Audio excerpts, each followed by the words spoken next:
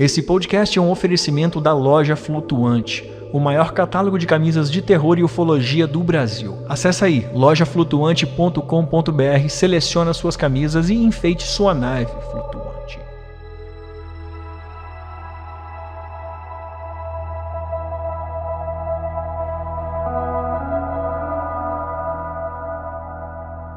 Segundo palavras dele, eles foram soltando ele de cima para baixo, né? Primeiro os membros superiores e depois os membros inferiores.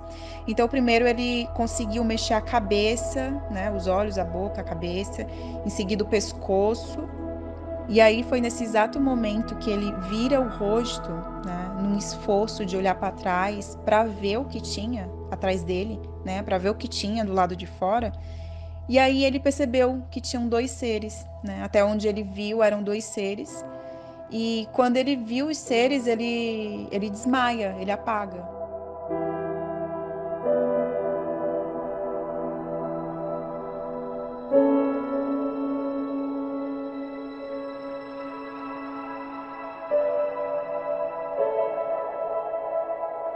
Ela vivenciou inúmeros casos inexplicáveis em sua casa. E com o passar do tempo, seu irmão lhe surgiu com incríveis revelações sobre tudo o que aconteceu. No episódio de hoje, nós te levaremos ao começo de uma jornada inesquecível. Eu sou o Zero, seu anfitrião, e esta é a fita número 177 dos Relatos Flutuantes. Explicáveis ou não, relatos ufológicos surgem aos montes, a cada dia, hora e minuto. Quantos deles você conhece? E quantos casos sequer são relatados? Ajeite seus fones de ouvido e esteja preparado para experimentar um deles agora.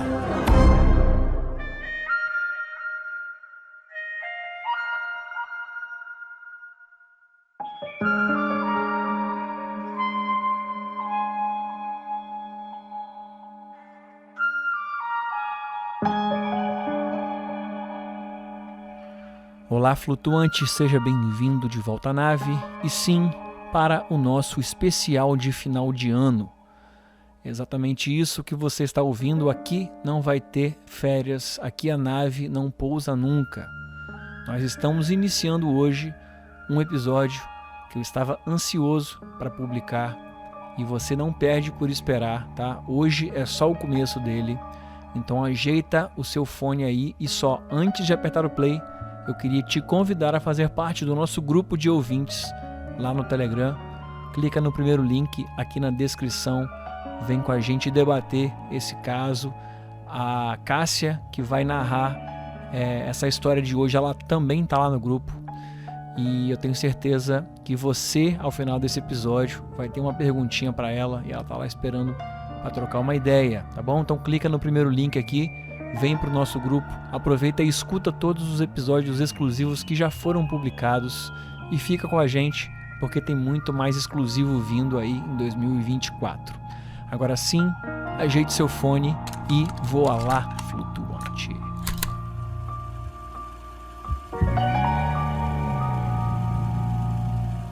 O caso com VAP, parte 1. Oi, Zero. E olá a todos e a todas que escutam, que acompanham os relatos flutuantes. Eu me chamo Cássia e há mais ou menos uns 2 anos eu venho tomando coragem para gravar esse relato. E tomando coragem porque envolve outras pessoas, envolve familiares, em certa medida foram experiências traumáticas, então é preciso muita cautela para tocar em assuntos tão delicados. E principalmente porque, como é do nosso conhecimento, existe um estigma negativo, né, em relação a tudo que envolve o assunto OVNI. E apesar de, como a gente vem acompanhando nos últimos meses, as autoridades norte-americanas dando tanta notoriedade e tratando com certa seriedade o assunto, é de conhecimento de todos que é um tema frequentemente ridicularizado e tratado com muito sensacionalismo. E esse é um dos motivos que que me geram certa insegurança, e acredito que não só em mim, mas em todos que puderam experienciar o fenômeno, essa insegurança, né, de ser ridicularizado, enfim. E, antes de tudo, eu gostaria de esclarecer alguns pontos para os relatos não ficarem muito confusos, porque eu pretendo dar o máximo de detalhe possível. E é o seguinte, eu listei 3 histórias que eu julgo serem as mais interessantes e elas ocorreram em anos distintos. Então, a minha intenção é contar elas em ordem cronológica. A primeira história, ela aconteceu ali no finalzinho da década de 90. A segunda história, ela ocorreu em 2016. E a terceira e última história, ela aconteceu em 2019. Então, vamos lá, para a primeira história. Atualmente eu moro na capital do estado de São Paulo, mas eu nasci numa cidade do interior do estado do Piauí. A cidade se chama União, eu nasci no ano de 1993 e eu tenho um irmão, que ele é 2 anos mais novo que eu. E esse primeiro relato é sobre ele, só que eu prefiro não revelar o nome dele aqui para não expor, mas eu pedi autorização e ele permitiu que eu contasse. Então,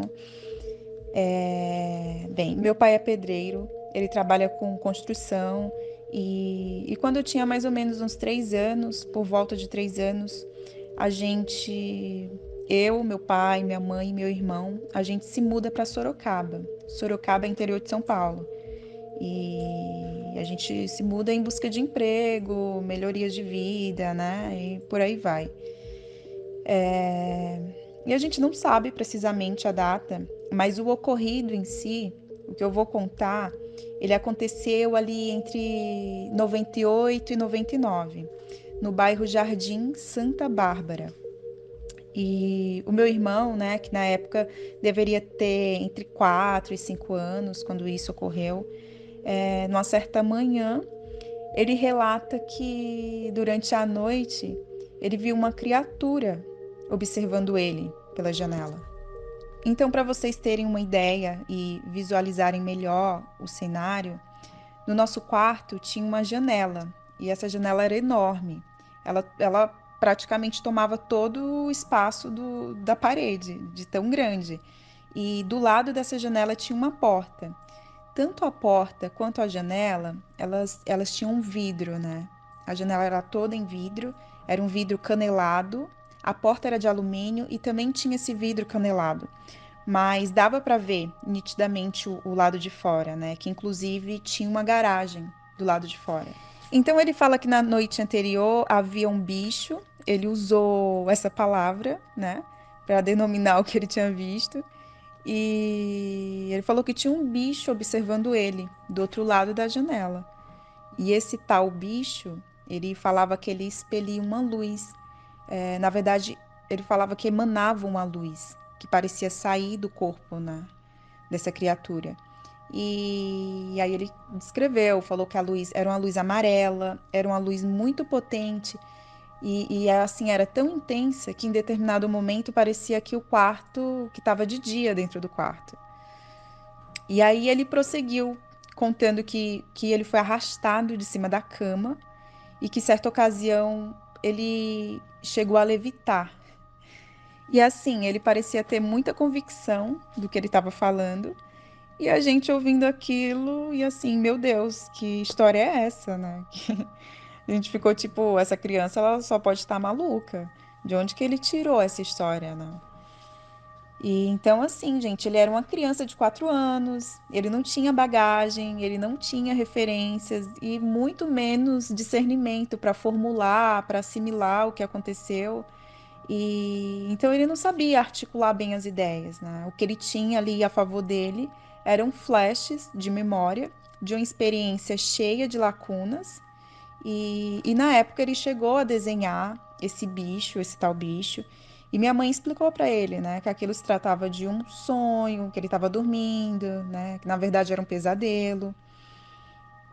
E eu acredito que ele deve ter desmaiado por várias vezes enquanto tentava se livrar dessa força, né, que ele fala que foi arrastado da cama.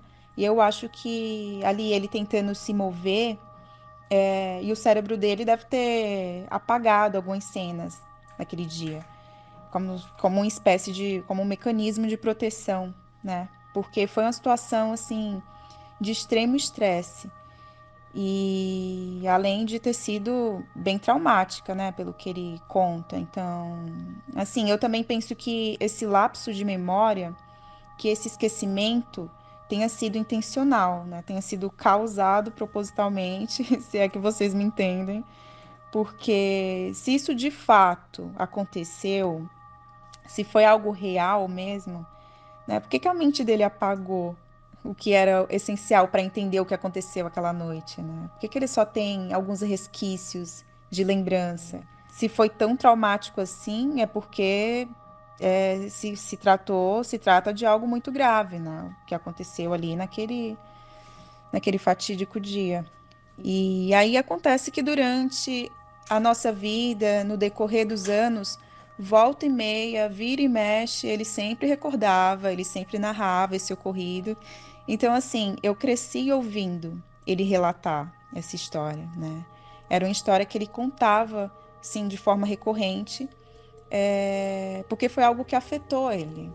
Então, ali para o início dos anos 2000, a gente retorna para o Piauí, e os anos se passam e um pouco maiorzinho ele encontra uma revista. E eu não sei se foi na escola, se foi na casa da minha avó, mas ele tá lá folheando as páginas dessa revista e ele encontra uma matéria aleatória, né? E nessa matéria tinha uma ilustração do que seria um humanoide, um Grey. Cinzento, olhos grandes, a cabeça desproporcional e ao tamanho do corpo, né? Aquele clássico que a gente conhece. E ele bateu o olho naquela matéria, né? Naquela ilustração, e ele ficou muito surpreso. E ele pensou assim: meu Deus, foi isso que eu vi em Sorocaba. Era exatamente essa coisa que estava ali na revista. Era essa coisa que estava me encarando pela porta e pela janela, que ele viu através do vidro, né? Então imagina, né? Ele ficou assim, abismado, né? Foi uma surpresa para ele, aquela descoberta. E a partir disso ele teve acesso a outras informações, né? Ele pesquisou mais sobre o assunto e aí as coisas passaram a fazer um pouco mais de sentido. Ele passou a entender melhor, começou a conectar muitas coisas. E depois de adulto, já bem grande, depois de adulto, ele me confidenciou, que me revelou mais detalhes da história, né? E com novas lembranças, assim, ele deu muitos detalhes. E aí ele conta que o que aconteceu, de fato, foi: ele estava dormindo, e aí quando ele se deu conta, ele estava no alto, levitando, flutuando, né? Próximo daquela janela que eu descrevi para vocês. E estava totalmente paralisado, e ele fala que uma força puxava ele em direção à parede, né, onde havia essa janela. Tanto que ele encosta com as costas na janela, as costas dele chegam a tocar na janela. E ele fala que, assim, o quarto todo tomado por uma luz amarela, né, e como eu disse antes, parecia que era dia, como ele descreve, de tão intensa que era essa luz, e ele diz que em seguida ele foi descendo aos poucos, né? Tava no alto, foi descendo aos poucos, e assim, completamente imóvel, e quando ele já estava no chão, ainda de costas para a janela, o corpo dele, ele sentiu uma rigidez no corpo, né? O corpo dele estava bem rígido, e aos poucos, segundo palavras dele, eles foram soltando ele, de cima para baixo, né? Primeiro os membros superiores e depois os membros inferiores. Então, primeiro ele conseguiu mexer a cabeça, né? Os olhos, a boca, a cabeça, em seguida o pescoço. E aí foi nesse exato momento que ele vira o rosto, né? Num esforço de olhar para trás, para ver o que tinha atrás dele, né? Para ver o que tinha do lado de fora. E aí ele percebeu que tinham dois seres. Né? Até onde ele viu eram dois seres, E quando ele viu os seres, ele desmaia, ele apaga. E aí, como eu disse para vocês, eu acho que por diversas vezes ele desmaia e volta, e apaga de novo e volta. Eu só sei que ele diz que acho que ele acordou de novo, né? Depois de ter olhado para trás, enfim. E aí foi quando ele percebeu que era possível mexer todo o corpo, ele já estava conseguindo mexer todo o corpo. E aí, num ato de desespero, ele tenta correr para cima da cama. E aí ele percebe que ele está preso, que ele não consegue correr, não consegue ainda se deslocar, né? Porque ele diz que é como se existisse uma força invisível segurando ele ali. Mas apesar dessa força de segurar ele ali, ele ainda consegue se mover lentamente, como se fosse em câmera lenta, mas muito lentamente. E aí ele fala que nesse esforço que ele faz para chegar até a cama, né? Um esforço tamanho que ele faz, que quando enfim ele se vê livre daquela força que está segurando ele vai de encontro com a cama, ele sofre um impacto muito forte e ele bate na cama e na minha mãe, né? Acho que nas costas da minha mãe, assim. Depois do corpo dele se chocar, né? Contra a cama e se chocar ali na minha mãe e na cama. Ele fica muito surpreso, porque apesar do impacto, ele falou que o impacto foi muito forte, né? Porque ele estava preso e estava colocando muita força. Quando ele se viu livre daquela força, que ele foi com tudo, ele bate na cama e bate na minha mãe assim, com muita força. E aí ele fala que minha mãe permanece ali, intacta, dormindo profundamente. Daí ele fala que tenta de todas as formas que vocês imaginarem. Tenta acordar a gente, né? Tenta despertar. Ele fala que gritava muito, que balançava, que chacoalhava muito a gente em cima da cama. E em vão, assim, era inútil qualquer coisa que ele tentasse fazer para acordar, porque ele falou que a gente não acordava de jeito nenhum. Era como se a gente tivesse tomado um sonífero, tivesse, sei lá, tivesse como se fosse que a gente tivesse morto mesmo. Vou usar essa expressão. Ele disse que era uma coisa assim, surreal. E aí ele teve uma ideia. Ele pensou assim: eu vou fingir que eu tô dormindo, vou abraçar minha mãe, vou fingir que eu tô dormindo, para eles irem embora, né? E nesse meio tempo, os dois seres na porta, lá através do vidro, né, do outro lado, observando ele o tempo inteiro. Ele falou: vou abraçar minha mãe e fingir que eu tô dormindo. E ele falou que ficou por ali, abraçado nela, por uns 5 minutos mais ou menos. E aí depois ele olha, dá uma espiadinha ali para conferir se foram embora, se os seres foram embora.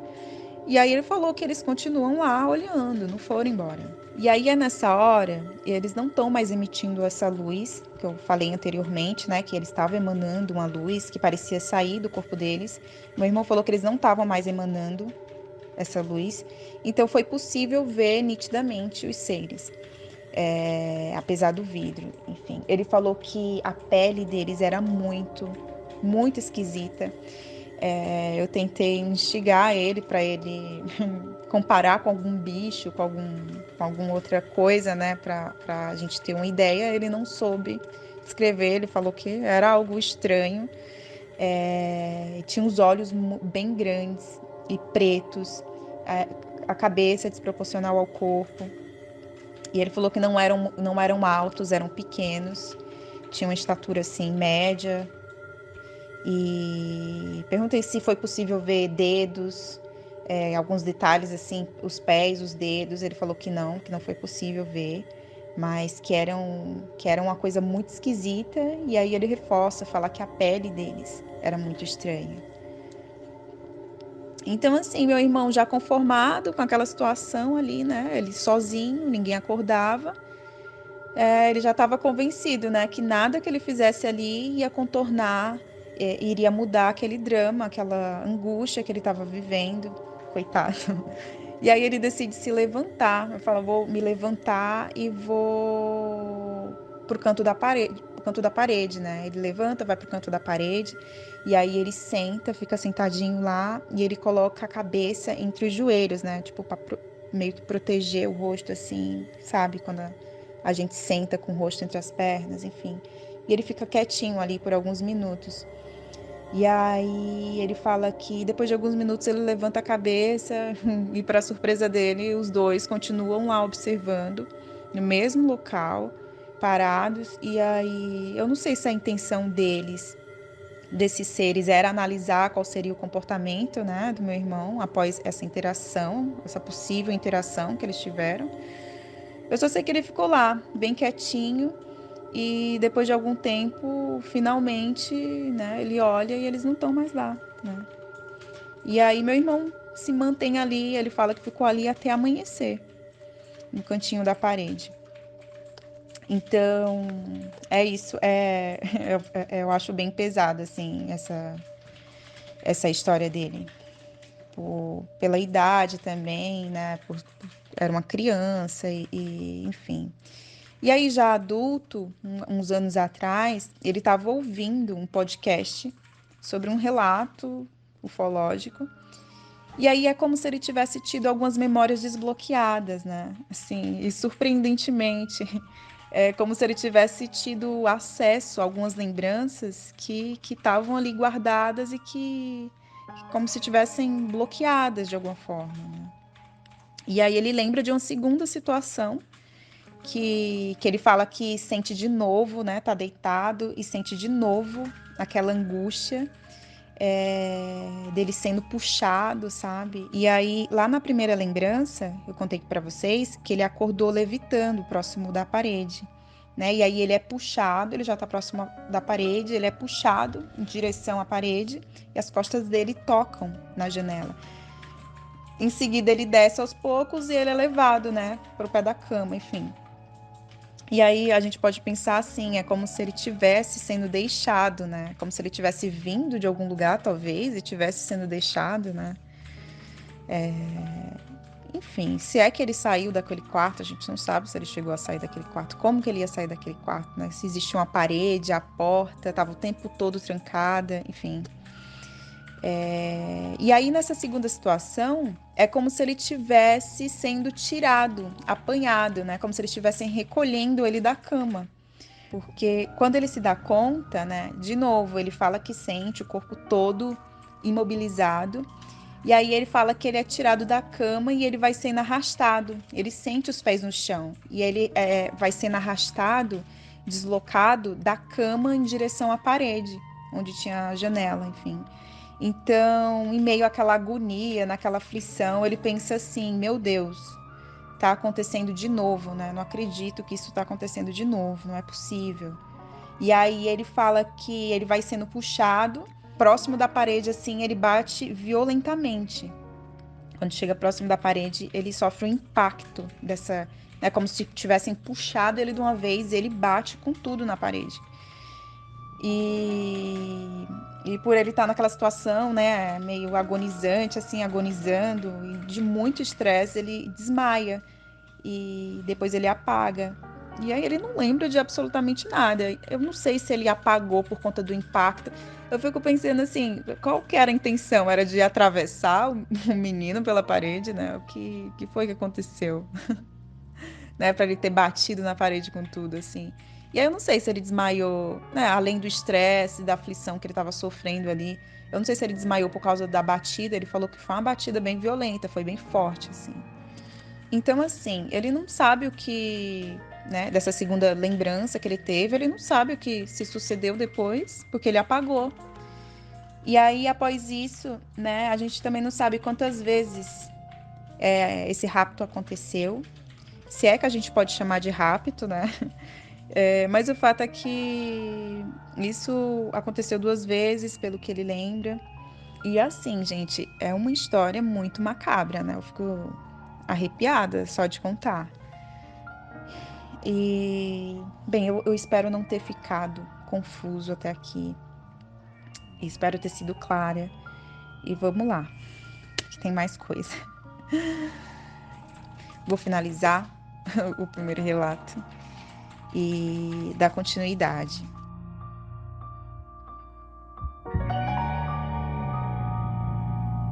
no próximo episódio de Relatos Flutuantes. E aí ele vê duas mulheres rindo, sorrindo. E aí, de imediato, ele lembra da visão dele na infância, né? Daquele episódio de quando ele caiu de bicicleta, que eu acabei de contar, enfim. Então, assim, ao longo da vida, né, do meu irmão, principalmente ali na adolescência e na fase adulta, principalmente, ele presencia muitas luzes, muitas naves de diferentes formatos, né, de longe, mas ele tem essa experiência, esse avistamento dessas naves, aeronaves, não sei como que eu posso chamar isso. E aí, de repente, ele ouve meu pai gritar, uns minutos depois, meu pai gritar desesperadamente, assim, no portão, batendo no portão e gritando pro meu irmão abrir o portão. Meu irmão, né, naquele desespero, naquele pânico, sai correndo, pega a chave, sai correndo o mais rápido que ele pôde, sai correndo e abre o portão. No que ele abre o portão, cadê o meu pai? Cadê o meu pai? Cadê a moto? Cadê minha mãe? Não tinha para onde meu pai correr. Foram segundos assim. Meu irmão foi muito rápido. Muito bem, essa foi a Cássia com a primeira parte do episódio, tá? Na semana que vem ela vai voltar com o segundo relato. Tem muita coisa sinistra que já aconteceu na casa da Cássia e, como ela mesma disse, houve um processo para que ela trouxesse esse relato para a gente. Ela me enviou esse relato já há algum tempo. A gente tem trabalhado o formato e a gente acabou decidindo por dividir em partes para que a gente possa digerir um pouco melhor tudo o que ela tem para nos contar. Então, por enquanto, eu te peço que compartilhe esse episódio, como eu peço sempre a cada final de episódio aqui, porque tem muita gente que ainda não conhece os Relatos Flutuantes, que pode ter uma história incrível como essa da Cássia. Então, pega o link aqui, aí onde você está ouvindo a gente, copia, compartilha no WhatsApp, compartilha no Instagram ou no Twitter com essa pessoa que você julga curtir histórias incríveis como essa de hoje. E antes de pegar o voo e partir para o próximo episódio na semana que vem, eu queria apenas lembrar que a nossa nave voa a partir do apoio de você, flutuante, de você, comissário e copiloto. Então eu agradeço imensamente a todo mundo que se tornou apoiador nessa semana, em especial a Daniela e o Alan, que são os novos comissários. Pessoal, sejam muito bem-vindos em nosso grupo. Espero que vocês estejam curtindo muito o material exclusivo que tem para vocês lá. E a partir de agora, inclusive, a gente começa um debate lá no grupo. Se você ainda não está lá, clica no primeiro link aqui. Se você mora fora do Brasil e quer apoiar, tem um link do Patreon também aqui na descrição. E se você quer fazer um apoio singular, copia a chave do nosso Pix aqui na descrição e manda uma mensagenzinha lá no campo do Pix para eu saber, para eu te contactar e te colocar lá no grupo. Tá bom? Então agora sim, a gente vai levantar a nave. Por aqui eu vou ficando até semana que vem com a segunda parte do relato da Cássia. Se prepara e não se esqueça, nós somos uma nave.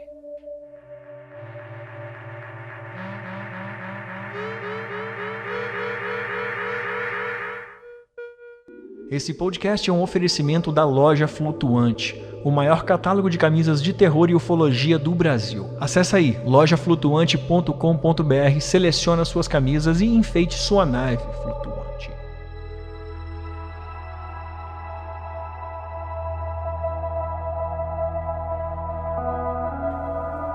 No episódio anterior de Relatos Flutuantes.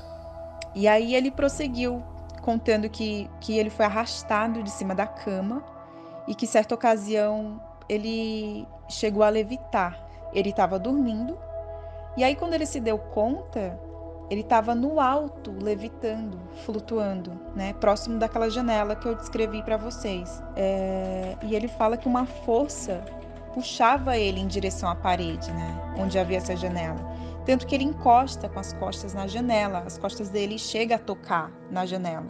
E assim, o quarto todo tomado por uma luz amarela. E ele disse que em seguida ele foi descendo aos poucos, né? Tava no alto, foi descendo aos poucos. E quando ele já estava no chão, ainda de costas para a janela, o corpo dele, ele sentiu uma rigidez no corpo, né? O corpo dele estava bem rígido. E aos poucos, eles foram soltando ele. E aí foi nesse exato momento que ele vira o rosto, né? Num esforço de olhar para trás, para ver o que tinha atrás dele, né? Para ver o que tinha do lado de fora.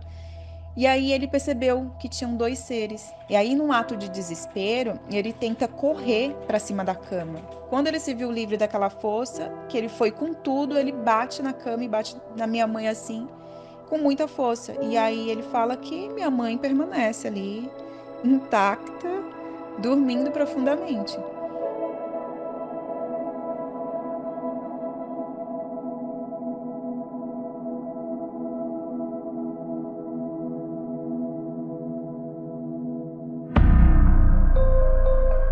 Explicáveis ou não, relatos sobrenaturais ganham vida própria no populário. Quantos deles você conhece? E quantos casos sequer são relatados? Ajeite seus fones de ouvido e esteja preparado para experimentar um deles agora.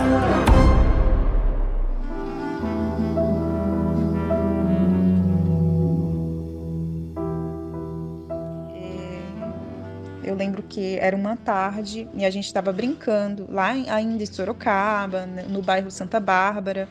A gente estava brincando e aí eu lembro que tinha uma bicicleta, né? Tava brincando eu, meu irmão e um vizinho que se chama Guilherme. Enfim, eu lembro que a gente estava brincando, meu irmão derrapou, se desequilibrou e ele caiu, né? Naquelas pedrinhas ali, ele caiu com a barriga por cima da bicicleta, foi uma coisa assim, ele se machucou. E aí ele começa a chorar, né? E eu lembro, assim, nitidamente desse episódio. E depois de adulto, ele me fala que nesse exato momento, quando ele cai da bicicleta, ele tem uma visão. Então é o seguinte, ele fala que ele viu uma rua e nessa rua tinha um homem desconhecido. E era um homem desconhecido caminhando na rua. E aí esse homem, ele vira a esquina. Quando ele vira a esquina, tem 2 mulheres sorrindo. E aí tá vindo um carro em direção a esse homem. E atrás desse homem vem um cara de bicicleta, pedalando, enfim. E aí ele disse que de repente esse carro freia bruscamente, né? E tanto o carro quanto a bicicleta freiam e tudo. Só que o cara que tá na bicicleta já tá muito em cima do carro, assim. E aí ele sofre um impacto. Só que não foi nada grave, assim, ele não presenciou nessa visão nada grave, era assim, uma cena aleatória. E ele não entendeu absolutamente nada. E aí o que se passa é que um belíssimo dia, meu irmão tá saindo da casa da minha avó, eu vou falar o bairro, isso já no Piauí, tá? Ele já adulto, não sei se eu falei. Ele teve a visão quando era criança e já adulto. Ele tá saindo da casa da minha avó, no bairro São Pedro, né, na cidade de União, no Piauí. Ele vira a esquina e quando ele vira a esquina, ele sente uma sensação muito ruim, né? Ele sente uma coisa estranha, assim, algo ali causa uma estranheza nele. E aí ele vê 2 mulheres sorrindo. E aí, de imediato, ele lembra da visão dele na infância, né? Daquele episódio de quando ele caiu de bicicleta, que eu acabei de contar, enfim. E aí, em seguida, ele vê um carro vindo e na hora ele pensou assim, já sei, atrás de mim tem um cara vindo de bicicleta e ele vai sofrer um acidente, ele vai bater no carro. E foi assim, dito e feito. Ele olhou para trás, lá vem um cara de bicicleta, o carro freia bruscamente, o cara bate, né, com a bicicleta no carro. Ele falou que era para ter sido um acidente muito feio, mas ainda bem que não aconteceu nada, ficou tudo bem, só foi um impacto que ele sofreu ali, mas ele não se machucou. Então, vamos lá. Tudo exatamente igual, como na visão dele, né? E como acho que ficou óbvio até aqui, aquele homem desconhecido que ele vinha caminhando, era nada mais que ele mesmo. E ele só foi se dar conta disso, que aquele homem com aquela fisionomia, né, que ele tinha guardado na lembrança, que era ele depois desse ocorrido, né? Daí caiu a ficha. E aí ele conectou as coisas, conectou as lembranças, e aí ele, nossa, realmente aquele cara, ele tinha as mesmas características que eu, adulto, né? Até porque era ele ali, enfim. Aí a gente se pergunta assim, qual o sentido, qual o propósito dessa visão que ele teve, né? Olá, flutuante, seja bem-vindo de volta à nave para a nossa penúltima fita do ano, a segunda parte do especial Caso com VAP. E se até aqui você tem muitas dúvidas, eu peço que você anote essas dúvidas, porque no final desse episódio elas vão se multiplicar, as dúvidas vão aumentar, e isso tudo é de propósito, porque você vai descobrir que tem uma coisinha aí, tem uma coisinha a mais pela frente. E, bom, antes de apertar o play, eu só queria te convidar a fazer parte do nosso financiamento coletivo, pois se tornando um comissário de bordo, um copiloto, você, além de ajudar a nossa nave a se manter produtiva, a se manter atrás de novos relatos, você ainda tem acesso aos episódios exclusivos, cara. Todo mês tem um episódio exclusivo para você ouvir. E entrando agora, você tem direito a ouvir todos os episódios já publicados. Hoje tem mais de 15 episódios, quase 20 episódios publicados. Então, se você já fez uma maratona dos relatos que estão no feed, tem mais uma maratona pela frente te esperando lá no nosso painel do Apoia-se. Se você está no Brasil, apoia.se/relatos flutuantes. Se você está fora do Brasil, patreon.com/relatos flutuantes. Também temos o apoio por Pix, a chave está aqui na descrição. Se você quiser, só clicar no link também para entrar no Apoia-se no Patreon. Tá tudo aqui na descrição desse episódio, assim como todos os outros links legais e importantes para a nossa comunidade. Está tudo aqui na descrição. Então agora sim, ajeite seu fone e voa lá, flutuante.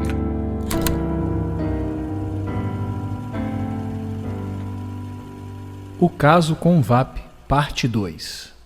Prosseguindo, a segunda história, ela aconteceu em 2016, também com meu irmão. Ela ocorreu no bairro São Pedro, na cidade de União. E é o seguinte, o meu irmão, ele estava, acho que deveria ser umas 2 horas da tarde. Ele estava mexendo no computador, e aí o meu pai e minha mãe resolvem sair, né? Vocês sabem como que é, né? No Piauí, o sol é quente, é um sol para cada cabeça, para cada um. E aí meu pai pega a moto e eles vão até um terreno lá, até um local que eles estavam construindo uma casa, enfim, eles vão até lá verificar esse local. E aí eles pedem para o meu irmão fechar o portão por dentro, né? Era um portão enorme, a frente era grande, assim, portão de ferro, era um portão pesado, assim, e meu pai pede pro meu irmão acompanhar eles até a saída lá, fechar o portão e trancar no cadeado, e meu irmão faz. E aí meu irmão retorna pra mesinha, pro quarto dele, pra mesa do computador, e tá ali, né, distraído, mexendo no computador. E aí, de repente, ele ouve meu pai gritar, uns minutos depois, meu pai gritar desesperadamente, assim, no portão, batendo no portão e gritando pro meu irmão abrir o portão. Meu irmão, né, naquele desespero, naquele pânico, sai correndo, pega a chave, sai correndo o mais rápido que ele pôde, sai correndo e abre o portão. No que ele abre o portão, cadê o meu pai? Cadê o meu pai? Cadê a moto? Cadê minha mãe? Não tinha nada, absolutamente nada. Aquele deserto, assim, era uma rua... Essa rua é uma rua bem comprida. E aí meu irmão, naquele pânico, naquele desespero, sem saber o que aconteceu, porque meu pai estava, né, parecia estar aflito, assim, pedindo para abrir rápido o portão. Assim, o local deserto, aquele sol batendo forte, né? A rua é a rua Padre Simpliciano, ela é uma rua bem comprida ali. A casa, eles não estão mais nessa casa, era uma casa que fica próximo ao conjunto. Eu estou dando detalhes aqui do local para vocês saberem, enfim.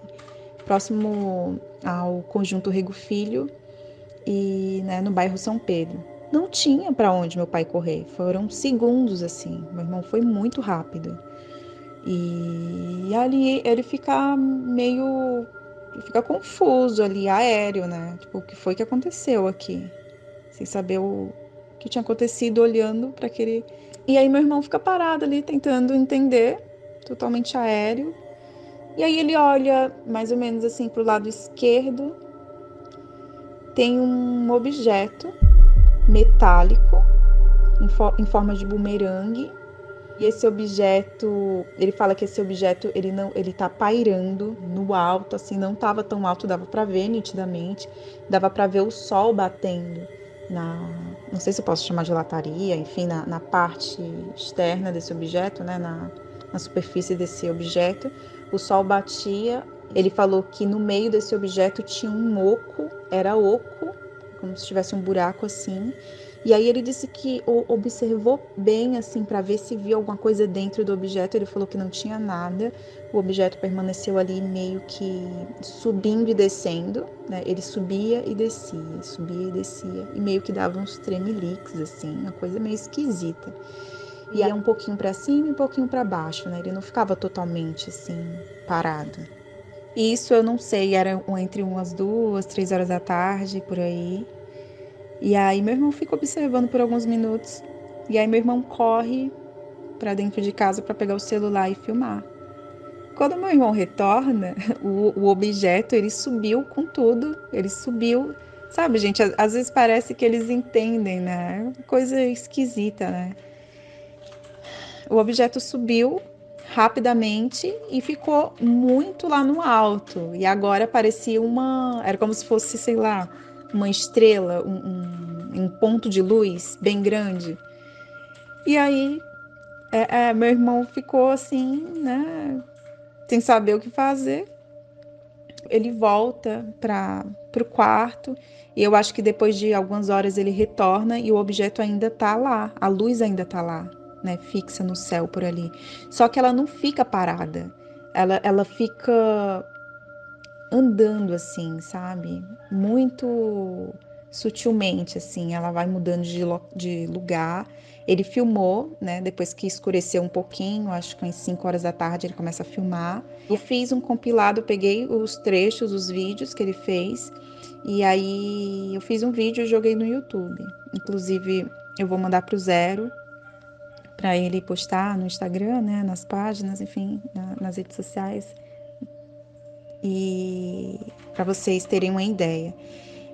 E é possível perceber, né? E aí ele faz ele filma, eu acho que às 5 horas da tarde, depois 6 horas, 7 horas da noite. Eu sei que esse negócio apareceu 2 horas da tarde.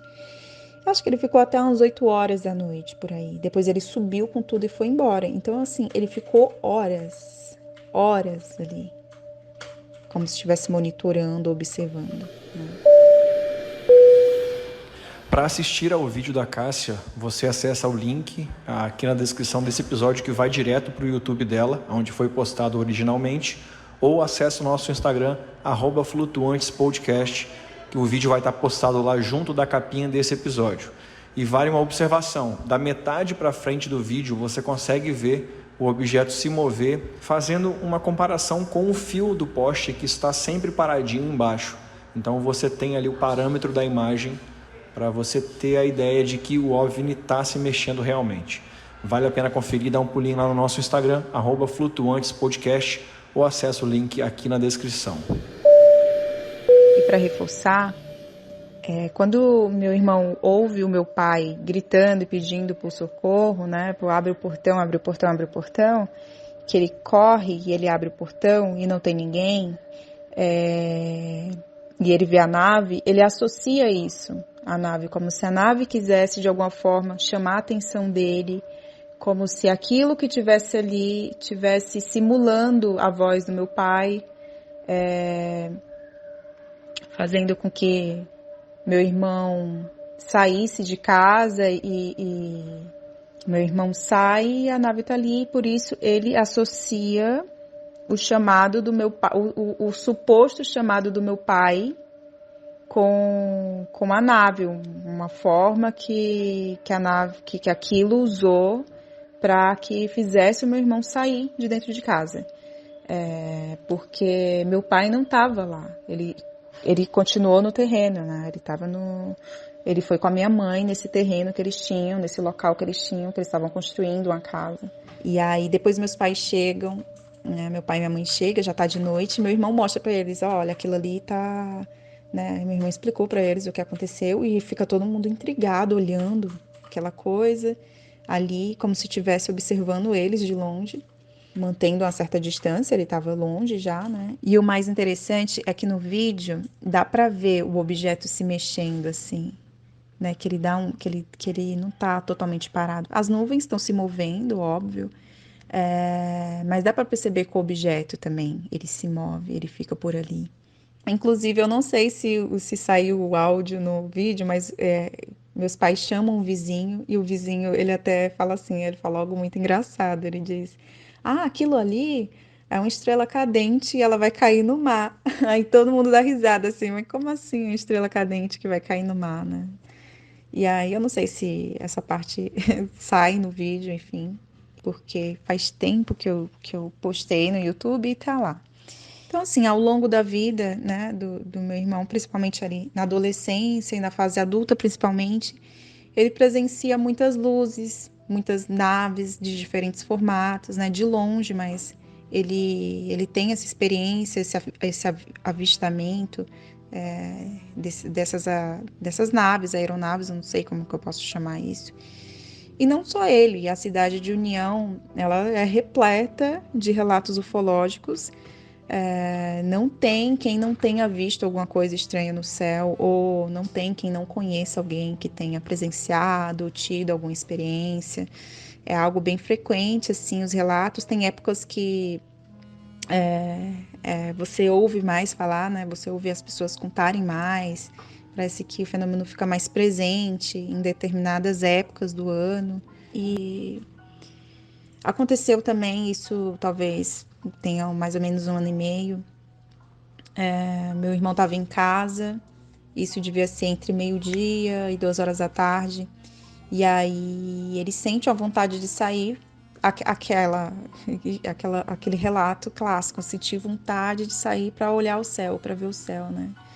Ele sai e tem um objeto muito no alto, esse objeto tá vindo devagarzinho. E aí ele se posiciona em cima da nossa casa, né? Aí ele chama a minha mãe para mostrar: mãe, olha aqui, vem dar uma olhada nisso aqui, o que é aquilo, né? Que eu falo para ele, sempre que você vê essas coisas, chama quem tá do lado para presenciar, né? Para você ter alguém de testemunha, para não ficar só sua palavra, né? Minha mãe também achou muito esquisito. Ela falou assim, era um negócio muito esquisito, eu não lembro se era em forma de círculo, que ele viu dessa vez, se era circular, né? Um disco mesmo. Mas ele falou que quando esse objeto se posicionou em cima de casa, imediatamente ele ouviu um zumbido dentro da cabeça dele. Mas assim, era um zumbido tão forte, eu acho que metálico assim, era uma coisa tão forte, que ele teve que entrar e tomou remédio. Ele falou, eu tomei não lembro que remédio ele tomou, mas ele falou que é um remédio que sempre que ele toma, a dor de cabeça dele passa, qualquer dor que ele tá sentindo passa. Ele falou que não conseguiu. A dor não cessava, a dor não parava, aquele zumbido na cabeça dele, tipo, atormentando ele. E aí ele deitou, né, foi deitar, porque era algo muito forte, assim. E aí ele atribui isso ele acha que isso tem alguma relação com o objeto, né? De repente, na hora que ele saiu para ver, começou um zumbido na cabeça dele muito forte. Então é isso. Eu finalizo aqui e logo mais eu vou contar a terceira e a última parte, o último relato. Um abraço para todos e fiquem bem. No próximo episódio de Relatos Flutuantes e última parte de nosso especial. E de imediato a gente entrou em pânico, né? A gente já ficou assim, opa, o que é isso, né? Porque parecia que ia cair, parecia que ia fazer um pouso de emergência. E aí a gente pensava assim, pelo menos eu pensei assim, como que a gente vai ligar para emergência, né? A gente começou a tentar deduzir porque era do tamanho de um avião comercial, o que o piloto deve estar tentando fazer aqui no meio do nada, voando tão baixo. Eles estão com algum problema, ele está dando voltas por aqui para gastar o combustível e tentar fazer o pouso de emergência. E sabe quando o avião vai pousar, ele acende aquele... Gente, eu não sei se chama lanterna, mas é um holofote, né? Ele liga aquela lanterna frontal na hora de pousar. Então essa lanterna estava ligada assim na nossa direção e ele ia atravessar a estrada, né? Ele estava do lado esquerdo, atravessar do lado esquerdo para o lado direito. E aí comecei a ver todo mundo olhar para cima e apontar para cima, né? Tipo, olha isso, olha aquilo, ele tá em cima da gente, ele tá em cima da gente, ele tá em cima da gente. Quando eu olho pela janela, eu bati o olho, já me veio a cabeça, assim, cadê as asas do avião? Onde que foi parar as asas desse avião?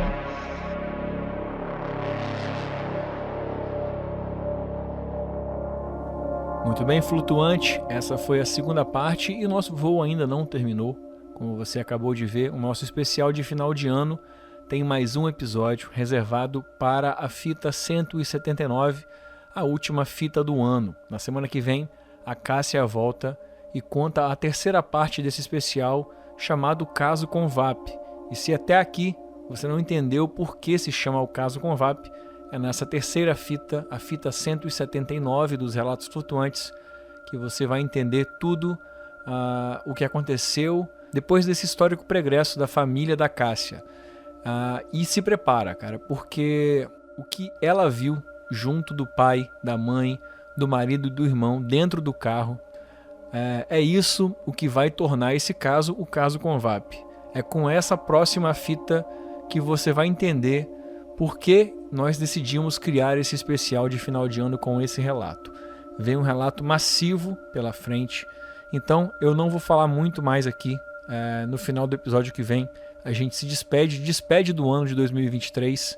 Eu agradeço a todo mundo que chegou até aqui, se prepara e não se esqueça, o voo é de uma semana e claro, nós somos uma nave.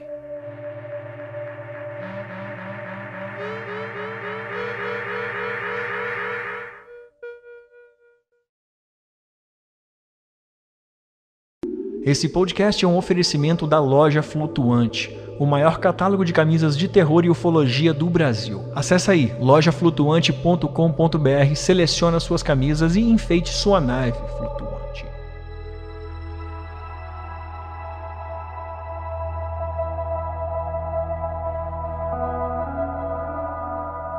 E de imediato a gente entrou em pânico, né? A gente já ficou assim, opa, o que é isso, né? Porque parecia que ia cair, parecia que ia fazer um pouso de emergência. E aí a gente pensava assim, pelo menos eu pensei assim, como que a gente vai ligar para emergência, né? A gente começou a tentar deduzir porque era do tamanho de um avião comercial, o que o piloto deve estar tentando fazer aqui no meio do nada, voando tão baixo. Eles estão com algum problema, ele está dando voltas por aqui para gastar o combustível e tentar fazer o pouso de emergência. E sabe quando o avião vai pousar, ele acende aquele... Gente, eu não sei se chama lanterna, mas é um holofote, né? Ele liga aquela lanterna frontal na hora de pousar. Então essa lanterna estava ligada assim na nossa direção e ele ia atravessar a estrada, né? Ele estava do lado esquerdo, atravessar do lado esquerdo para o lado direito. E aí comecei a ver todo mundo olhar para cima e apontar para cima, né? Tipo, olha isso, olha aquilo, ele tá em cima da gente, ele tá em cima da gente, ele tá em cima da gente. Quando eu olho pela janela, eu bati o olho, já me veio a cabeça, assim, cadê as asas do avião? Onde que foi parar as asas desse avião?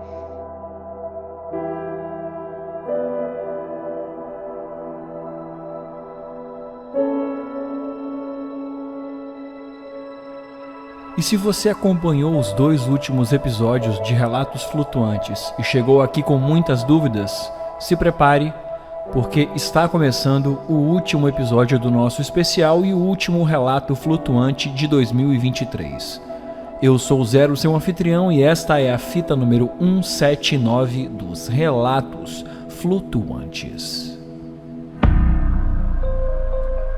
Explicáveis ou não, relatos ufológicos surgem aos montes, a cada dia, hora e minuto. Quantos deles você conhece? E quantos casos sequer são relatados?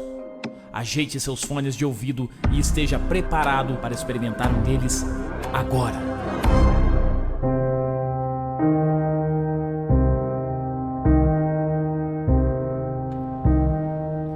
Olá, flutuante, seja bem-vindo de volta à nave, o nosso último voo do ano e o nosso último voo do especial de final de ano. E tem um relato aqui de quase 1 hora, então eu não vou demorar muito. Só queria te convidar a fazer parte do nosso grupo de ouvintes através do Apoia-se, através do Patreon ou através da chave do Pix que está aqui na descrição. Todos os links estão aqui na descrição desse episódio. Vem com a gente, vem fazer parte do nosso grupo. Vem escutar os episódios exclusivos, vem fazer parte do grupo de debate no Telegram.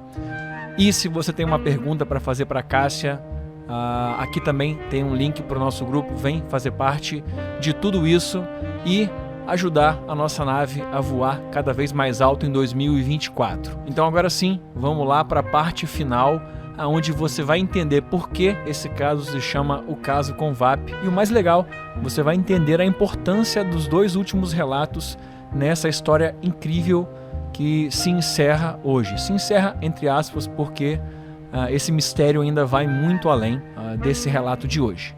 Mas agora sim, ajeite seu fone e voa lá, flutuante. O caso Convap, parte 3. E aí, pessoal? Aqui é a Cássia de novo. Chegamos no nosso último relato, terceiro e último relato. Dessa vez eu presenciei, eu estava presente, né? O ocorrido se deu na cidade de União, no estado do Piauí. Nós estávamos em 5 pessoas, nós éramos 5 pessoas, né, dentro do carro. E só para refrescar a memória, como foi dito nos relatos anteriores, para quem ouviu, eu moro na capital de São Paulo atualmente. Mas eu sou piauiense, minha família toda é de lá. E no ano de 2019, eu fui passar as férias com o meu marido. Inclusive, era a primeira vez que ele estava visitando o estado. Nós passamos mais ou menos 1 mês por lá. E nesse dia, que foi dia 1º de fevereiro de 2019, para ser mais exata, nós estávamos arrumando as malas para voltar para São Paulo. Já era noite, a gente já estava com tudo pronto. E aí meu pai pega o carro do meu tio emprestado para deixar a gente em Teresina. E nós íamos até o aeroporto, que fica na capital. E para chegar até lá, a gente pega a rodovia estadual PI 112, que liga a cidade de União a Teresina. E lá estávamos nós, pegamos a estrada, como eu já disse, éramos 5 dentro do carro, né? Meu pai estava dirigindo, minha mãe estava no banco da frente, eu, meu irmão e meu marido no banco de trás. E eu lembro que a uma certa altura, assim, durante o percurso, né, a gente entra mais uma vez naquele assunto, né, do relato que eu contei na primeira parte, sobre a experiência que meu irmão teve em Sorocaba. E aí ele começa falando, né, pra gente que aquilo foi real, o quanto aquilo foi impactante para ele, e ele foi recordando alguns pontos e contando pra gente, né, principalmente para mim e pro meu marido, que estava ali no banco de trás junto com ele, e a gente estava ouvindo atenciosamente, até que a gente entra numa discussão, né, a gente tenta convencer o meu irmão que ele precisava tentar ser um pouco mais racional, no sentido de ser mais sensato, de ser mais crítico, porque essa experiência, ela tinha, pelo menos pra gente, ela tinha características de uma paralisia do sono, né? E ele também deveria levar em consideração que pudesse se tratar de uma distorção de memória, né? De uma memória falsa, que o consciente dele poderia ter criado essa memória falsa. E, além do mais, ele era uma criança, era muito novinho, né? A gente não poderia também descartar se tratar de um pesadelo. E que a gente não pode descartar a questão do distúrbio mental, né? De algumas pessoas que falam ter passado por isso. Mas a nossa intenção nunca foi de tentar descredibilizar ele, né? A gente só queria que ele entendesse e considerasse que havia inúmeras possibilidades para explicar aquilo que ele julgava ter sido real. E aí o meu irmão, muito calmamente, ele discordava de todas as nossas sugestões para explicar o ocorrido, e ele era muito enfático, né? Ele deixava claro que aquilo foi real, que foi marcante, que aquilo mudou a vida dele e que ele jamais iria esquecer. Ele falava: eu jamais vou esquecer do que aconteceu naquela casa. E aí, conversa vai, conversa vem, meu irmão vira pra trás, que ele tava direcionado a mim, né? Tipo, e ele olha assim pra trás, e aí ele fala, ele aponta, fala: gente, o que aquele avião faz ali voando tão baixo, né? Isso já era por volta de 11h30 da noite já. E de imediato a gente entrou em pânico, né? A gente já ficou assim: opa, o que é isso, né? Porque parecia que ia cair, parecia que ia fazer um pouso de emergência. E o aeroporto estava muito longe do local onde a gente estava.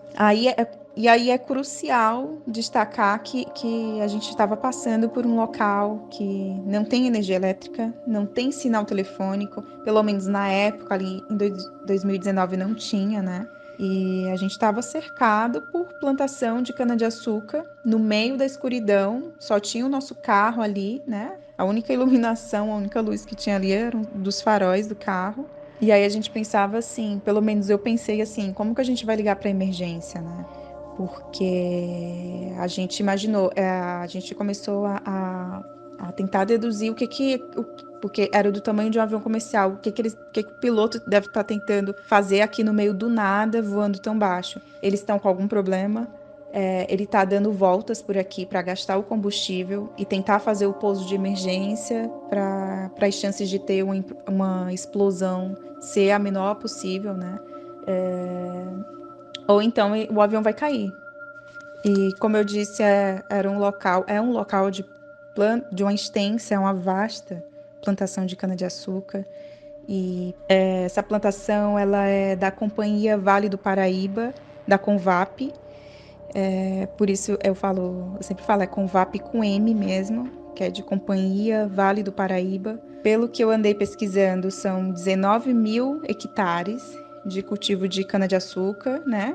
Mas prosseguindo, a gente estava calculando como a gente ia ligar, né? Como eu falei, para emergência, para pedir socorro, né? Porque, meu Deus, o avião cheio de gente ali, imagine o pânico das pessoas dentro daquele avião. E a gente tinha certeza que ele ia cair ou fazer um pouso de emergência, porque primeiro estava muito baixo. E sabe quando o avião vai pousar, ele acende aquele... Gente, eu não sei se chama lanterna, mas é um holofote, né? Ele liga aquela lanterna frontal na hora de pousar. Então essa lanterna estava ligada assim na nossa direção e a gente via as luzes nas asas em cada ponta. E ele ia atravessar a estrada, né? Ele estava do lado esquerdo, atravessar do lado esquerdo para o lado direito. E aí a gente fala para o nosso pai. Meu pai é sempre muito cuidadoso, né, no volante, e a gente pediu para ele acelerar para tirar a gente dali. Pai, acelera, tira a gente daqui, porque se eles forem cair mais ou menos por aqui, né, é bom a gente manter uma distância segura para não acabar sendo atingido ou algo nesse sentido. Nos distanciamos, ficamos numa distância razoavelmente segura, porque a gente seguia em linha reta e o avião ia cruzar, né? Aí eu o tempo inteiro focada no volante. Pai, olha pra frente, né? Toma cuidado, olha pra frente, concentra, né? Por conta que a gente ficou meio assim, em choque, por causa achando que o avião ia cair ali, enfim. E aí foi tudo muito rápido. E eu ali focada no meu pai, no volante, E aí comecei a ver todo mundo olhar para cima e apontar para cima, né? Tipo, olha isso, olha aquilo, ele tá em cima da gente, ele tá em cima da gente, ele tá em cima da gente. E aí foi quando eles falaram, tá aqui do outro lado, né? Quando eu olho pela janela, eu bati o olho, já me veio a cabeça, assim, cadê as asas do avião? Onde que foi parar as asas desse avião? Gente, não era um avião. Era um objeto triangular, do tamanho de um avião comercial, era de grande porte. E eu lembro que a primeira coisa que eu falei foi: mãe, eu falei um palavrão, porque fiquei assim, abismada. E eu falei: mãe, o que que é isso, né? Que coisa é essa? Pelo amor de Deus, o que que é isso? Aí eu ficava: o que que é isso? O que que é isso? O que que é isso? Tinha uma cor grafite, né? Era um grafite escuro, um cinza escuro. Em cada ponta do objeto tinha luzes redondinhas, né? E opacas. Era talvez, não lembro se eram exatamente, não era exatamente luzes brancas, tinha um tom de amarelado naquelas luzes, mas não tinha aquele brilho, eram luzes opacas. E no centro do objeto tinha uma luz vermelha e uma luz azul. E ele estava ali, praticamente pairando ali, seguindo o nosso carro pela estrada, né? E aí eu tentando deduzir o que era aquilo, e eu ficava, gente, um avião comercial não faz uma curva brusca, né? Assim, porque ele fez uma curva brusca. Ele ia atravessar de um lado para o outro e de repente ele virou e seguiu em linha reta, acompanhando o nosso carro. E algo interessante também é que, pelo menos, pareceu aqui, naquele primeiro momento, né, pelo que eu consegui ver, ele não tinha uma parte frontal, né? Um dos bicos porque era um triângulo equilátero, no formato de um triângulo equilátero, e ele não tinha, ele parece que seguia a gente de lado, assim, não era a ponta dele, né? Vamos dizer assim, a parte frontal, que eu julgo ser a parte frontal, estava virada para o lado direito, e ele nos seguindo assim de lado, né? É como se ele estivesse planando e seguindo a gente vagarosamente assim de lado. Então, assim, gente, era majestoso, tinha uma sutileza no voo, né? Tinha uma dinâmica assim incrível. E ele parecia estar planando mesmo, né? E eu não estou exagerando quando eu falo que era algo espetacular, que era algo lindo, porque imagina, você está no meio do nada, só tem plantação de cana-de-açúcar e a vegetação local, não tem mais nenhum carro passando na estrada, você está com a sua família ali, você não sabe do que se trata, tem uma aeronave gigantesca com a tecnologia que você desconhece, em cima do seu carro, seguindo você e sua família. E era algo assim, era magnífico, e ao mesmo tempo despertava um medo também. Então, assim, o céu estava nublado e as nuvens tinham aquele cinza, um cinza mais claro, não era um cinza escuro, né? E como ele tinha cor grafite, ele se destacava em relação às cores das nuvens, né? Tipo, embaixo, assim, a gente estava vendo ele de baixo para cima, a parte de baixo da aeronave. Eu cheguei a coçar os olhos para ver se era isso mesmo que eu estava vendo. Eu perguntava, gente, vocês estão vendo? Vocês estão vendo a mesma coisa que eu? Porque era difícil, né, de acreditar. E aí, enquanto ele estava pairando ali próximo do nosso carro, né, em cima, o MP3 do carro foi com Deus, né? A tela estava toda laranja, assim, a música parou de tocar e o MP3 pifou, deu pane. Mas o carro continuou, o carro estava funcionando perfeitamente e a sensação era que a gente estava dentro de um filme mesmo, um filme de ficção científica, sei lá, sabe, Guerra dos Mundos, parecia que a gente estava dentro de um filme, era um sentimento assim, era um sentimento de encantamento junto com terror, com medo. Então, todo mundo ali incrédulo, assustados também. O objeto desce e passa a nos acompanhar pela lateral do carro.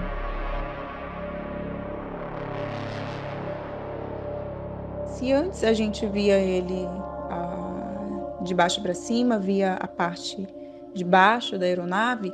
Agora a gente estava vendo ele no sentido da linha do horizonte. Só que ele estava bem próximo do carro, ele estava paralelo ali, acompanhando o carro. E só que o horizonte estava escuro, né? Como eu falei, é mata, é o canavial, não tem iluminação. E aí não dava mais para ver exatamente o formato do objeto, né? De lado, vendo no sentido da linha do horizonte, por conta da escuridão. Mas dava para ver as luzes e essa nave acompanhou a gente pela lateral do carro. E assim, gente, ela acelerava com tudo, ia lá para frente, depois parava, desacelerava e a gente voltava a acompanhar. Então ela fazia isso, né? Do nada ela pegava o impulso e acelerava com tudo para frente. Então, a gente ali naquele estado de negação, a nave acelera para frente, a gente acompanhando, aí ela para, ela desce. As canas de açúcar, elas não estavam, não sei se elas tinham nem 1 metro de altura. Estavam nascendo assim ainda nessa parte, né? Elas estavam crescendo. Ele desce como uma máquina mesmo, é algo assim surreal. Desce e aí do centro do objeto sai uma luz esbranquiçada, assim, parecia uma névoa, mas tinha um tonzinho de azul, assim. E aí ele desce bem, e a gente observando, meu pai, né, dirigindo bem devagarzinho, a gente observando o que aquele negócio está fazendo, né? E aí essa luz, ela que saía do centro, ela vasculhava, era como se ela estivesse analisando o solo, ela se mexia, né? E aí, como se estivesse procurando alguma coisa no solo, e apesar dessa luz parecer uma névoa, ela iluminava todo o chão. A gente conseguia ver, né? Como estava muito escuro, conseguia ver detalhes assim do solo, onde a plantação de cana-de-açúcar estava, onde havia a plantação de cana-de-açúcar. E aí, gente, a cana-de-açúcar assim permanecia intacta, sabe? É como se não tivesse nada ali, porque era para estar balançando, né? Tipo, era para ter uma movimentação ali. Parece que não tinha nenhuma saída de ar, nenhuma. É como se não tivesse nada ali, né? Tipo, algo muito sutil, assim. Eu não sei se eu falei para vocês que era silencioso, era um silêncio.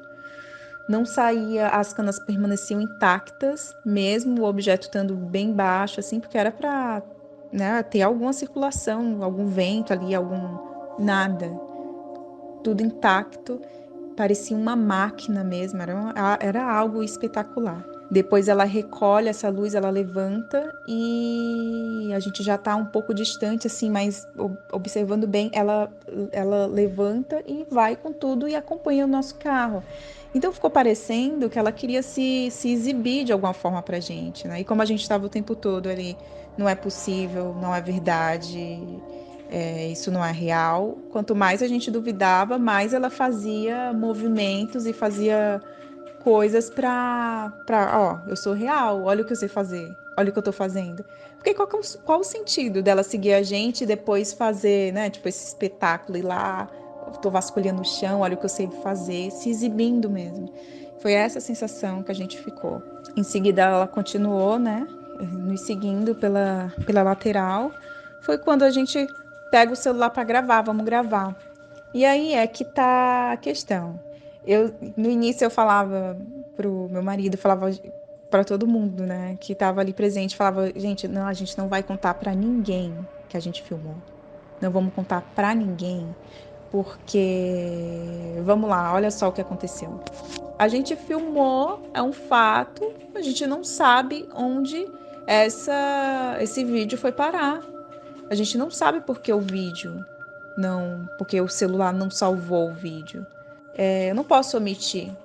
É um detalhe importante. A gente não tem o que fazer. Então depois a gente faz testes, né? Faz um vídeo aleatório, desliga o celular, sem salvar o vídeo. Desliga o celular, a gente faz vários testes para saber se foi algum erro nosso de ter apertado algum botão errado, né? Naquela ansiedade que a gente estava para gravar.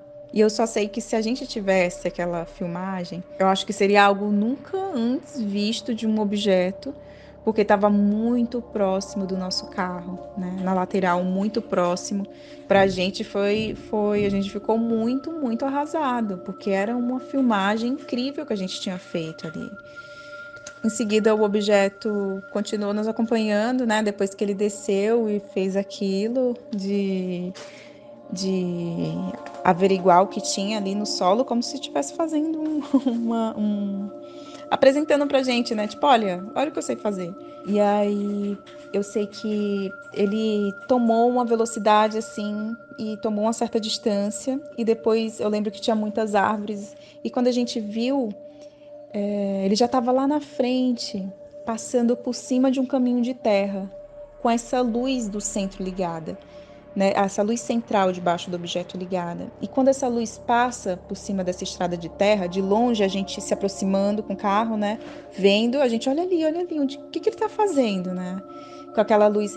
E assim, a estrada de terra, sem iluminação, toda escura, a gente só viu que tinha uma estrada ali, um caminho de terra ali, uma passagem, porque ele passou muito vagarosamente por cima do caminho com essa luz ligada, então deu para ver que ali era uma estrada, né, por onde ele passou com a luz. E aí ele, gente, quase parando assim. E a gente entendeu, e a gente pode ser uma interpretação errada, mas a nossa sensação é que ele estava convidando a gente a ir até lá. Tipo, olha, eu tô aqui, ó, praticamente parado. E aí, nessa hora, meu marido para o carro, eu quero descer. E aí eu gritava, você não vai descer, ninguém vai descer. E ele para o carro, desesperado. E meu pai, não, ninguém vai descer. Meu pai falava, ninguém vai descer. E ele, por favor, gente, para o carro, né? Deixa eu ir lá, eu quero ir, a gente precisa ir lá, eu quero ir lá. E o objeto lá. E a gente passou por ele e deixou ele para trás. Eu falei, gente, eu jamais deixaria ele sair do carro. A gente não sabe do que se trata. Mas o que pareceu pra gente foi que aquilo era um convite pra gente ir até lá, né? O que acontece? A gente já estava chegando mais próximo de Teresina, né? Já estava um pouco, tinha muita mata nesse determinado percurso que a gente estava, e a gente viu o objeto pela última vez. E a gente lembra que tinha uma luz vermelha forte ligada, e a gente não sabe porque estava escuro. Então não tem como. Eu não sei se havia a gente não sabe se tinha um topo, né? Muitas pessoas perguntam, será que não era um objeto piramidal, né? Será que não tinha um topo? A gente não sabe, porque quando ele estava posicionado na linha do horizonte era só escuridão e não dava para ver. Eu sei que ele foi desacelerando, eu nunca esqueço dessa imagem, ele desacelerando e a gente seguindo o caminho e ele ficando para trás, né? Tipo, né? Daqui para frente eu não vou. É cidade grande, talvez, sei lá, tem muita iluminação, muitas casas, eu vou ficar por aqui. E aí a gente andou um pouquinho e a gente olha para trás, um carro parado. Durante todo esse percurso que a gente fez, né? Durante toda essa situação, não tinha passado um carro. O carro parado atrás da gente, assim, muito longe, lá do longe, né? Lá de longe. A gente falou, pai, encosta aqui do lado, no acostamento, que tem um carro parado, né? E a gente pensou, poxa, ele tá vendo o que a gente viu. O negócio ficou para trás, então a gente falou assim, eles estão vendo o que a gente viu, eles pararam, vamos parar também para ver o que aconteceu. E eles tiveram a coragem que a gente não teve, de parar o carro, e eles devem ter saído do carro e ido para o acostamento para olhar. E aí a gente, caramba, e a gente parou e ficou quietinho, observando, né? Vamos esperar eles depois entrarem no carro, a gente não sabe o que vai acontecer. E aí, quando eles se aproximar da gente, a gente dá sinal para eles pararem para perguntar o que eles viram, né? E aí a gente ficou por alguns minutos ali observando. E enfim, veio um outro carro por trás. Era uma picape, né? Tava vindo ali do lado direito e tal. E aí essa picape vinha com o farol bem alto, assim. E a gente, nossa, outro carro. E aí essa picape veio e quando ela se aproxima e ela se posiciona atrás desse carro que tá parado, gente, que a gente percebe que não era um carro. eram 2 luzes suspensas em cima da estrada, como se estivesse imitando um carro. Essa picape, ela faz uma curva brusca e ultrapassa essas luzes. E a gente, meu Deus, não é um carro, o que é isso? Como se estivesse imitando as luzes do farol de um carro. E aí a gente começou a dar sinal pra picape parar, pro carro parar, né? Pra eles falarem pra gente o que viu. Essa picape veio assim, numa velocidade, parece que o cara, não sei que tava dirigindo, se era uma mulher, se era um homem, mas parecia que tinha visto uma assombração. Eles passaram pela gente assim, rasgando. Não pararam e foi embora, seguiu viagem. Então, assim, de novo, para reforçar, a picape ultrapassou essas luzes, né? Então, ele não passou direto por cima das luzes. Ele viu as luzes, ele fez uma ultrapassagem e seguiu ali, seguiu na contramão, né? Até ultrapassar a gente também, se mandou, foi embora. Não quis saber. E aí a gente, um olhando para a cara do outro, assim, gente, o que a gente está vivendo aqui, né? Já não basta tudo aquilo.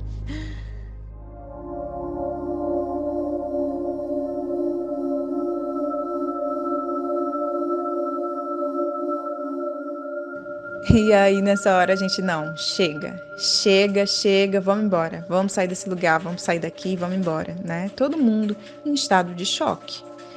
Chegamos no aeroporto, eu lembro que todo mundo amarelo, assim, todo mundo em silêncio, a gente sorria, dava risada e não falava mais nada. Ria de nervoso mesmo. Porque eu falei, gente, eu tô louca. Se eu tô louca, meu pai tá louco, minha mãe tá louca, meu irmão, meu marido, tá todo mundo louco, porque todo mundo viu. A gente era assim. Se eu tivesse sozinha dentro daquele carro, é certeza que eu ia fingir que eu não tava vendo nada e eu ia dar um jeito de esquecer aquilo. Mas não, né? A gente era 5 e todo mundo viu a mesma coisa, né? E quando a gente embarcou, quando a gente entrou no avião, eu tive um ataque de pânico, porque eu achava que aquele objeto ia perseguir o avião, ia derrubar o avião. Então, imagina o meu medo, né? Eu segurando assim, tipo, o meu marido me segurando na cadeira, segurando minha mão, e eu, gente, por dentro, assim, eu nem sei. Eu tava, assim, apavorada, num estado de, assim, extremamente estressada, apavorada e com muito medo de acontecer alguma coisa. Eu achava que aquela coisa ia seguir a gente, e aí meu marido tentava me acalmar, falava, não, ele ficou para trás, ele não vai vir, ele não vai seguir o avião. Meus pais não voltaram de imediato, né, para minha cidade, eles ficaram um pouquinho ali, perambulando pelo aeroporto, né, até passar aquela ansiedade, aquele choque, né? E aí depois eles resolvem voltar. E aí quando eles voltam, que eles entram no carro, lembra que eu falei que o MP3 do carro pifou, que só era uma tela laranja? Eles falaram que quando eles estavam no meio do caminho, assim, imagina o medo deles, o pavor deles para pegar a estrada de novo. A minha mãe falou que o MP3 do carro voltou com tudo, o som estrondando assim, eles quase ficaram surdos, que voltou a funcionar do nada e no volume máximo. Eles quase morreram, quase infartaram nessa hora. E aí eles chegaram em casa, ficou tudo bem. Eu cheguei em São Paulo, eu fiquei doente, tive febre. A gente não teve nenhum lapso de tempo. As pessoas perguntam, né? Vocês notaram, né, que se houve algum tempo perdido, né? Se teve esse lapso de tempo. Gente, não. Sim, na nossa concepção e pelo que a gente calculou ali, o horário que a gente chegou no aeroporto e tal, não houve isso. Mas eu fiquei doente depois, não sei se por conta do pânico, né? Do estado de choque que eu fiquei, pode ter baixado a minha imunidade de alguma forma. E eu lembro de um detalhe, que eu não sei se vocês puderem me ajudar. Durante os dias que se seguiram, eu deitada na cama, e a luz no centro do quarto, né, no teto, eu via um raio de luz sair de dentro da lâmpada. Ela saía de dentro da lâmpada e ela subia para a parede, uma corrente elétrica, sabe? Eu não sei, gente, eu sou leiga no assunto, então desculpa se eu estiver falando alguma bobagem, mas assim, será que isso é comum? É normal? É comum de acontecer? Esse raio de luz, era um raio de luz, ele era tipo, parecia um zigue-zague, ele saía de dentro da lâmpada e subia pro teto, né?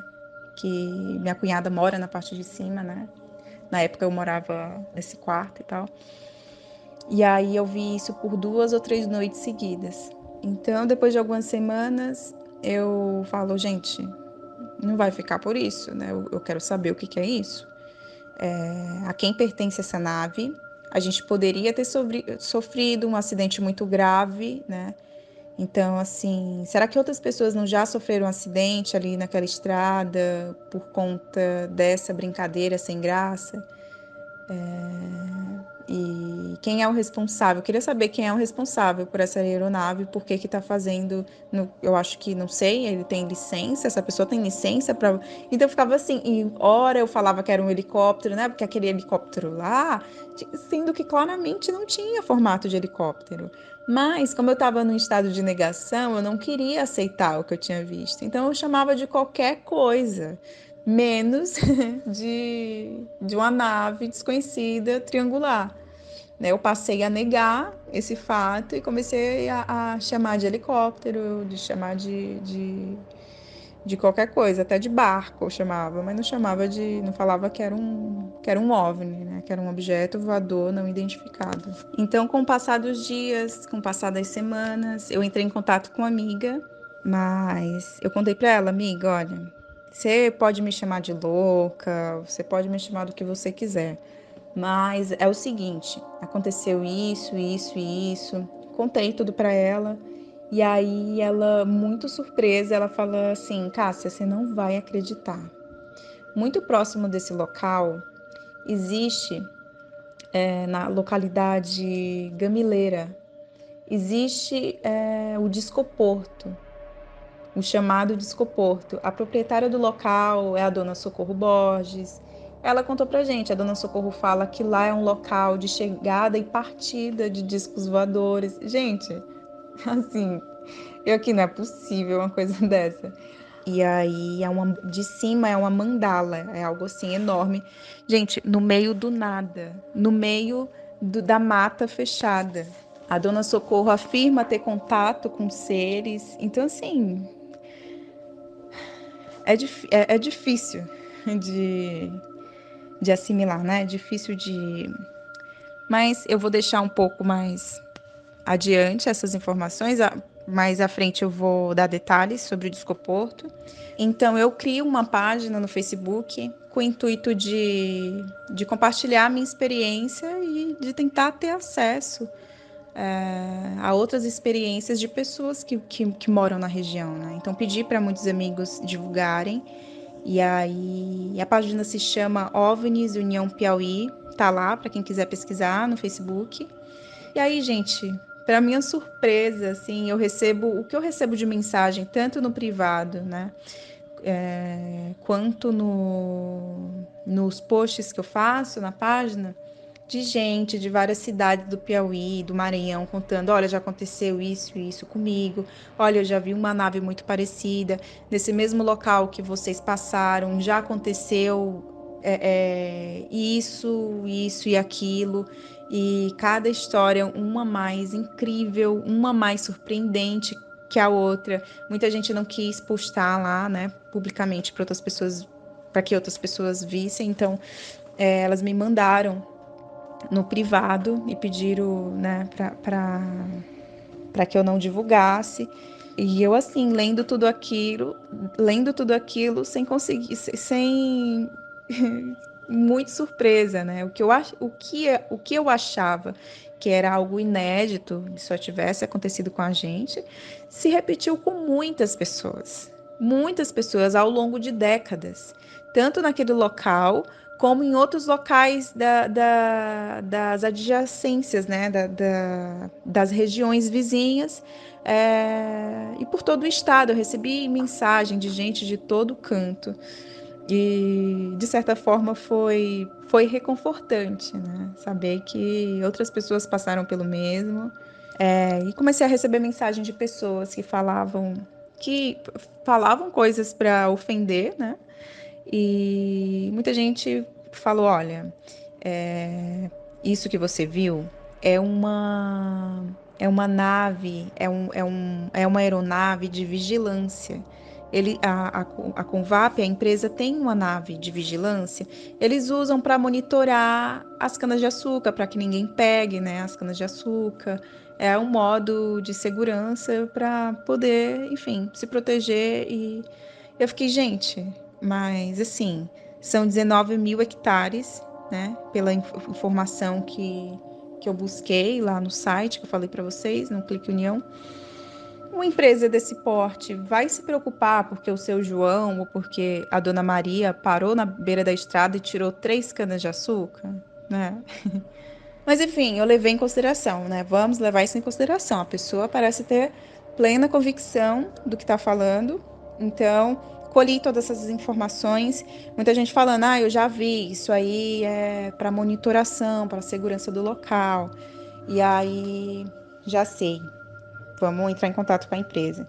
Liguei, falei com uma funcionária, e que eu também não vou falar o nome dela, para não expor.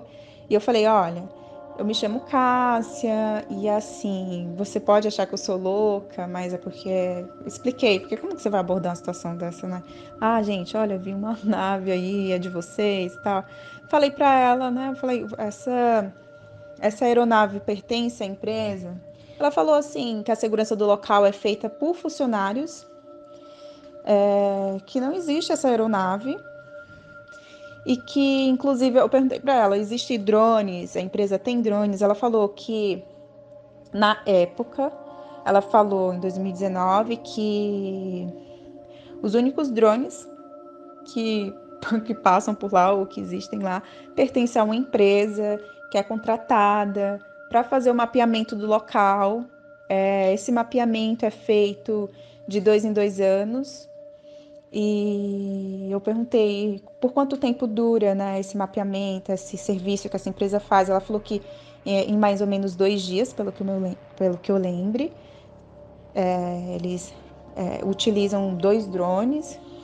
Por pouco tempo. Perguntei se esse mapeamento era feito à noite também. Ela falou que não, é durante o dia. Ela me deu essas informações, o interessante, né? Até porque realmente não faz sentido a empresa comprar uma nave ou contratar uma outra empresa que tem uma nave ultra tecnológica para ficar voando de madrugada para ver se o seu João, a dona Maria, tá roubando cana. E aí eu agradeci ela, e aí ela me revela uma história muito interessante. Ela falou: Cássia, olha, o meu irmão, ele é tratorista aqui na empresa. Na época, ela falou que há uns 10 anos atrás, meu irmão, a colheita é feita durante a madrugada. Ela disse que ele vê uma nave muito semelhante ao que eu descrevi para ela. Ele fala que ele pensa: eu acho que não tô bem. E aí ele sai e pede pro superior dele para ir para casa descansar. Eu falo: não tô bem, preciso ir para casa descansar, né? Deve ser... talvez eu tenha visto isso por conta da privação do sono, por conta do cansaço, preciso descansar. E ele foi embora, achando que era coisa da cabeça dele. E aí a gente começou a trocar informação. Eu falei: pois é, então... Que loucura, né? E foi assim, muito interessante, tanto para ela ficou muito surpresa, porque eu descrevi uma aeronave muito parecida ao que o irmão dela viu. Ela falou: vou comunicar ao meu irmão sobre isso, né? Contar essa história de vocês. E aí, eu, não satisfeita, eu prossegui buscando mais informações para tentar entender. E aí eu descubro a existência da UPUP, que é a União das Pesquisas Ufológicas do Piauí. E eu entro em contato com o Flávio Tobler, que é ufólogo, e inclusive aqui nos Relatos Flutuantes, no Biografia UFO, tem uma entrevista do Flávio feita pelo Arthur Neto, de janeiro de 2021, E faz tempo que eu ouvi, não sei se o Flávio chega a tocar nesse assunto, né? Do caso que ocorreu comigo e com a minha família. Mas é interessante, depois procurem. E acontece que eu entrei em contato com o Flávio, ele super querido, assim, muito atencioso, muito solícito. Ele me deu contou muitas histórias, me deu muitas informações. Falou, Cássia, olha, isso não aconteceu, não acontece, não foi só com vocês, né? E aí me contou outras histórias tão surpreendentes quanto... E eu ainda muito cética, né? Eu estava num processo ali para aceitar o que eu tinha visto. Seja lá o que seja aquilo, foi real, a gente viu. Então eu ainda estava nesse processo de aceitar aquilo, né? Eu ainda não tinha digerido direito tudo aquilo. Então o Flávio foi... a gente manteve contato por meses, assim, conversando. E um querido mesmo, Flávio, um grande abraço para você. E aí o Flávio postou os áudios que eu mandei para ele no canal dele na época, né?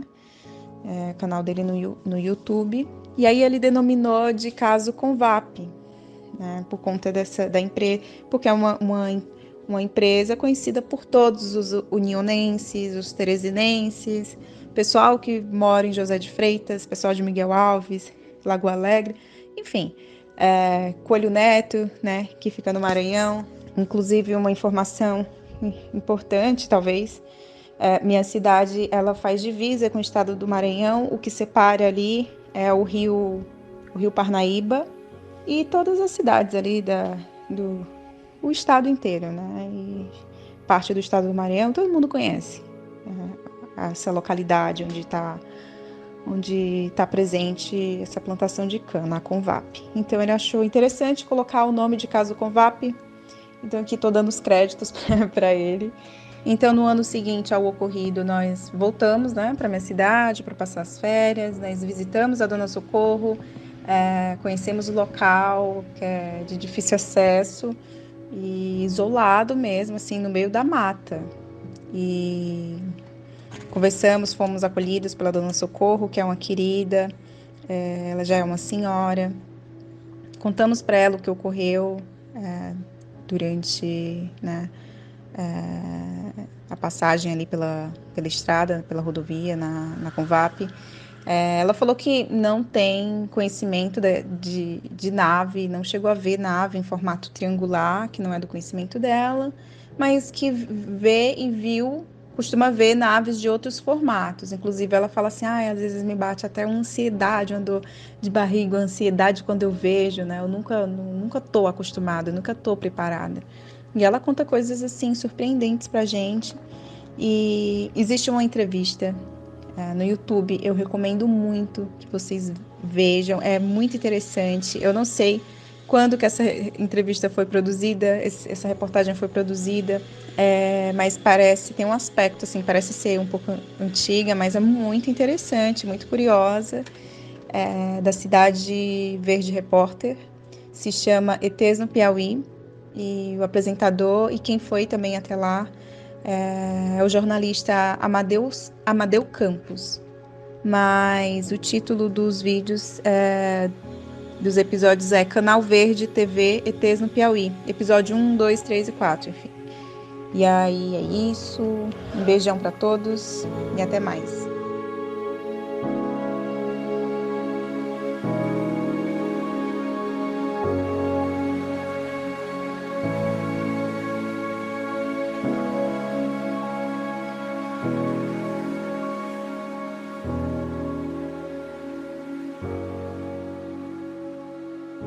Então assim a gente encerra o nosso especial e o nosso ano de 2023, que igualmente foi muito especial. Esse ano a gente bateu mais uma vez recordes de audiência a cada episódio, a cada especial que a gente apresentou aqui. Os números foram cada vez maiores, a gente vem recebendo novos apoios e novos ouvintes a cada episódio, tá? Tem muita gente que manda um oizinho lá no comentário no Spotify, que adiciona a gente no Instagram e que fala que está começando a fazer a maratona e está ouvindo tudo de novo. Isso pra gente é muito gratificante. Hoje eu só agradeço a todo mundo que apoiou, que compartilhou a cada final de episódio, quando eu peço aqui para você compartilhar e mandar para um amigo que curte a ufologia, que curte história de terror. Eu agradeço a todo mundo que fez isso durante todo esse ano, a você que visitou o nosso mapa, que fez a sua pesquisa, principalmente a você que mandou o seu relato e fez parte, assim como a Cássia, dos nossos relatos flutuantes. Esse projeto é colaborativo, a gente depende do relato. Sem o relato do participante, o zero não faz nada. O protagonista é você que manda a sua história, e você que apoia, tanto pelo Apoia-se, pelo Patreon, com Pix, ou compartilhando essa história, você também é muito parte dessa nave, você é uma peça fundamental para que isso aqui voe toda semana. Então eu quero aproveitar esse momento e agradecer aos últimos membros que entraram em nossa nave essas últimas semanas, que foram o copiloto Fábio e o comissário Rafael.